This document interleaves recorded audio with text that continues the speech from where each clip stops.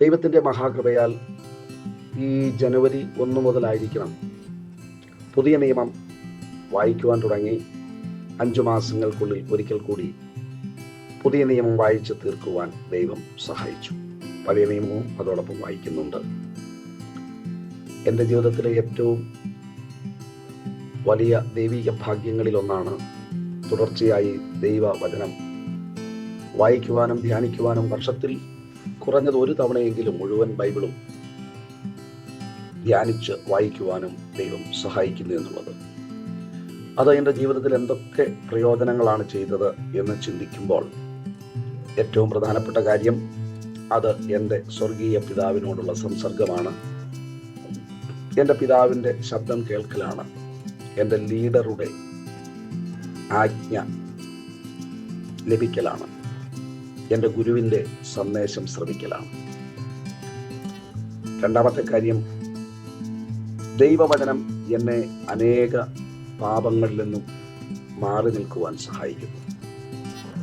3, ഞാൻ തെറ്റ് ചെയ്യുമ്പോൾ അത് തെറ്റാണെന്ന് മനസ്സിലാക്കി ദൈവത്തോട് ക്ഷമ ചോദിക്കുവാൻ, മനുഷ്യരോട് ക്ഷമ ചോദിക്കുവാൻ അത് എന്നെ സഹായിക്കുന്നു. ഞാൻ തെറ്റ് ചെയ്യുമ്പോൾ അത് വലിയ തെറ്റാണെങ്കിലും ചെറിയ തെറ്റാണെങ്കിലും ആ തെറ്റിൽ വീണു കിടക്കാതെ അവിടെ നിന്നും എഴുന്നേറ്റ് വരുവാൻ അങ്ങനെയൊരവസരമുണ്ട് എനിക്ക് എന്നറിയുവാൻ ദൈവവചന ധ്യാനം എന്നെ നിരന്തരം സഹായിക്കുന്നു. ദൈവവചനം എന്നെ വളരെ ഫോക്കസ്ഡ് ആയിട്ട് പ്രവർത്തിക്കുവാൻ സഹായിക്കുന്നു. എൻ്റെ ഹൃദയം, എൻ്റെ മനസ്സ്, അതിലെ ദുശ്ചിന്തകളും ലാക്ക് ഓഫ് ഫോക്കസും ലക്ഷ്യമില്ലായ്മയും തെറ്റായ ലക്ഷ്യങ്ങളുമൊക്കെ മാറി കൃത്യമായ ലക്ഷ്യത്തോടെ എൻ്റെ ഉത്തരവാദിത്തങ്ങളിൽ മുൻപോട്ട് നീങ്ങുവാൻ ദൈവവചന ധ്യാനം ആണ് എന്നെ സഹായിക്കുന്നത്. പ്രാർത്ഥനയോടൊപ്പം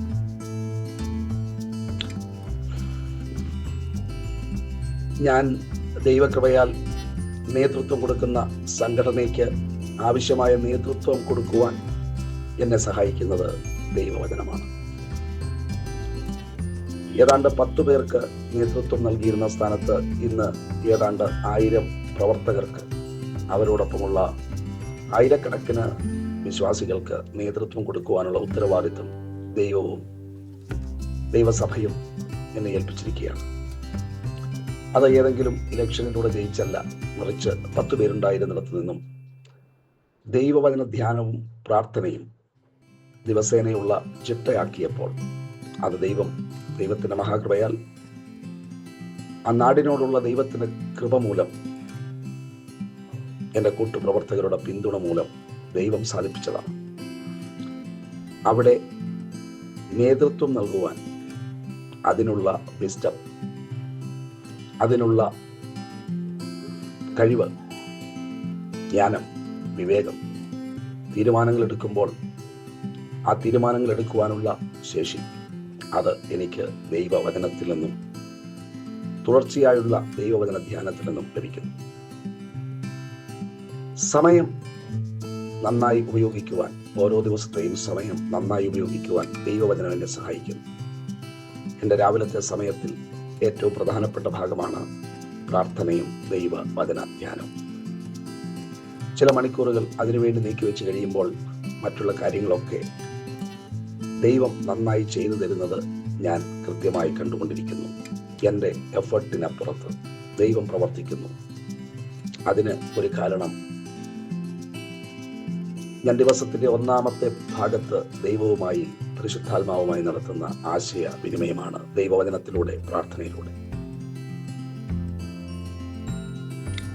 എൻ്റെ പ്രസംഗങ്ങൾ, ദൈവിക സന്ദേശങ്ങൾ അത് എഫക്റ്റീവായിരിക്കുവാൻ, അത് ഷാർപ്പായിരിക്കുവാൻ, അത് ജനങ്ങൾക്ക്, കേൾവിക്കാർക്ക് ആവശ്യമുള്ള രീതിയിലായിരിക്കുവാൻ, അവരുടെ ജീവിതത്തിൽ അത് ഇമ്പാക്റ്റ് ഉണ്ടാക്കുവാൻ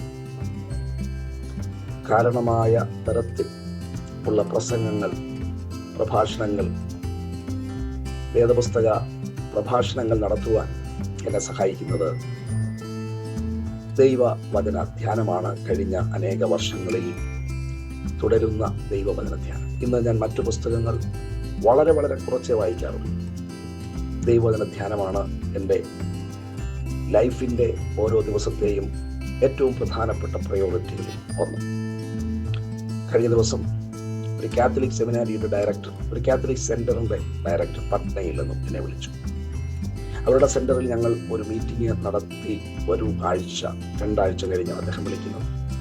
അദ്ദേഹം പറഞ്ഞു, ഞങ്ങളുടെ സെമിനാരിയൻസിനെ നിങ്ങളുടെ സെന്ററിലേക്ക് കൊണ്ടുവരുവാൻ ആഗ്രഹിക്കുന്നു. വളരെ സന്തോഷത്തോടെ ആദ്യമായിട്ടാണ് കാത്തലിക് സെമിനാരിയുടെ കുട്ടികളെ, വൈദികരാകുവാൻ പോകുന്നവരെ നമ്മളുടെ പെന്തക്കോസ്തുകാരുടെ ഒരു സെന്ററിലേക്ക് വരുവാൻ ഉള്ള ആഗ്രഹം പ്രകടനം ആദ്യമായാണ് കേൾക്കുന്നത്. ഒരു സെന്ററിന്റെ ഡയറക്ടറാണ് അത് പറയുന്നത്. സ്വാഗതം ചെയ്തു. വീണ്ടും അദ്ദേഹം വിളിച്ചപ്പോൾ അദ്ദേഹം പറഞ്ഞു, ഞങ്ങൾ വരുന്നതിന്റെ ഉദ്ദേശം, നിങ്ങളായിരുന്നല്ലോ അന്ന് അവിടെ മീറ്റിംഗ് നടത്തിയത്, നിങ്ങൾ എങ്ങനെയാണ് ഇത്ര നന്നായി വചനം പ്രസംഗിക്കുന്നത് എന്ന് ഞങ്ങൾക്കറിയണം. ഇത്ര വചനഭാഗങ്ങൾ ഉദ്ധരിച്ചുകൊണ്ട് ഇത്ര നന്നായി അത് തുടർച്ചയായി ദൈവവചനം സംസാരിക്കുന്ന മെത്തേഡ് നിങ്ങൾ എങ്ങനെയാണ് അതിനുവേണ്ടി നിങ്ങളുടെ ആളുകളെ തയ്യാറാക്കുന്നത്, അത് നിങ്ങൾ എങ്ങനെയാണ് ചെയ്യുന്നത്, അത് ഞങ്ങളുടെ ആളുകൾ കേൾക്കട്ടെ. അദ്ദേഹം പറഞ്ഞില്ലെങ്കിലും എനിക്ക് മനസ്സിലായി, അദ്ദേഹം ഡയറക്ടറായിരിക്കുന്ന സ്ഥലമാണ് അന്ന് ഞങ്ങൾ വാടകയ്ക്കെടുത്തത്. അദ്ദേഹം അത് കേട്ടിട്ടുണ്ടായിരിക്കും. ദൈവത്തോട് നന്ദി പറഞ്ഞു. ദൈവവചന ധ്യാനം അത് ഒരിക്കലും വൃഥാവല്ല. എനിക്ക് ധാരാളം വാക്യങ്ങൾ ഓർമ്മയിൽ ഇല്ല, എങ്കിലും വാക്യത്തിൻ്റെ സത്ത അത് ദൈവം ഹൃദയത്തിൽ നൽകിയിട്ടുണ്ട്. അതായത് മാങ്ങ കഴിച്ചാൽ അല്ലെങ്കിൽ പാല് കുടിച്ചാൽ അത് വയറിൽ പാലായിട്ട് കിടന്നില്ലെങ്കിലും ആ പാലിൻ്റെ ഗുണം, മുട്ടയുടെ ഗുണം, പച്ചക്കറികളുടെ ഗുണം അത് നമുക്ക് കിട്ടുമെന്നതുപോലെ ദൈവവചന ധ്യാനം എന്ന് പറഞ്ഞാൽ പഠിക്കുക, വായിക്കുക, ധ്യാനിക്കുക. അത് ദിവസത്തിൽ ഒരു വാക്യമെങ്കിലും, നമ്മുടെ ഹൃദയത്തെ തട്ടുന്ന ഒരു വാക്യമെങ്കിലും കാണാതെ പഠിക്കുക. അതിനുശേഷം ആ വചനഭാഗങ്ങൾ ദൈവം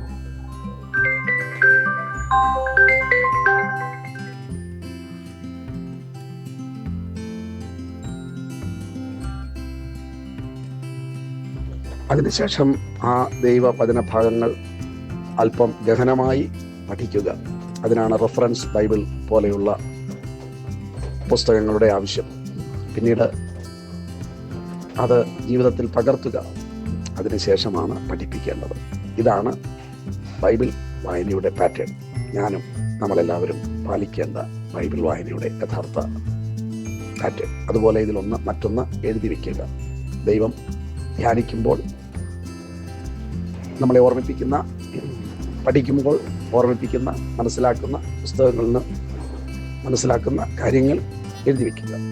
അതിനുശേഷം അത് പലതവണ എഴുതുക, പലതവണ വായിക്കുക, പലതവണ എഴുതുക. അവസാനം അത് ഒരു സന്ദേശമായി തയ്യാറാക്കുക. ജീവിതത്തിൽ പാലിച്ചതിന് ശേഷം, പാലിക്കുമെന്ന് തീരുമാനിച്ചതിന് ശേഷം അത് മറ്റുള്ളവരോട് ആ സന്ദേശം അറിയിക്കുക. അതാണ് ദൈവവചന ധ്യാനത്തിൻ്റെ 7 steps of learning the word of God as A preacher. Yes.